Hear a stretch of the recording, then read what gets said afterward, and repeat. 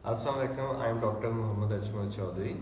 आज हम डिस्कस करेंगे स्क्विंट, जिसे हम पेंगापन कहते हैं, जिसमें क्या होता है कि बच्चों की आंखें टेढ़ी होती हैं। आंख या अंदर की साइड पे टेढ़ी होती है या बाहर की साइड पे टेढ़ी होती है, ऊपर और नीचे भी टेढ़ी हो सकती है। तो बहुत सारे पेरेंट्स होते हैं या बच्चे, अगर कोई 10 12 14 साल के हैं तो खुद बहुत कंसर्न होते हैं। वो क्लास में जाते हैं तो बच्चे उनको बहुत तंग करते हैं, उनकी बुलिंग होती है, तो उनको सोशलाइजेशन में बहुत प्रॉब्लम होती है, फ्रेंड्स बनाने में बहुत प्रॉब्लम होती है। इसके अलावा कुछ ऐसे बच्चे होते हैं जिनकी आंख का एक छप्पर नीचे आया होता है, जिसे हम क्या कहते हैं, टोसिस कहते हैं, अपर लिड नीचे आई होती है। पेशेंट आके यूजुअली कंप्लेन करते हैं कि हमारी आंख का छप्पर नीचे आया हुआ है या हमारी आंख सही तरह खुलती नहीं है।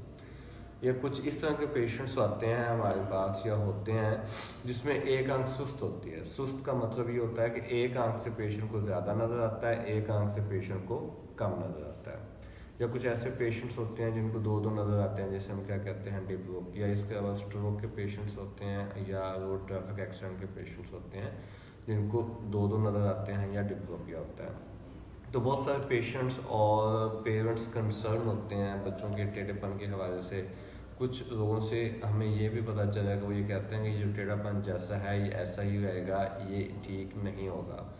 तो मैं आपको ये मैसेज देना चाह रहा हूँ कि जो भी टेढ़ापन हो या लेजी आई हो, जिसे हम एम्ब्लायोपिया कहते हैं, या आंख का छप्पर नीचे आया हो, या पेशेंट को दो दो नज़र आते हों, ये सारी बीमारियां जो हैं वो काबिल इलाज हैं।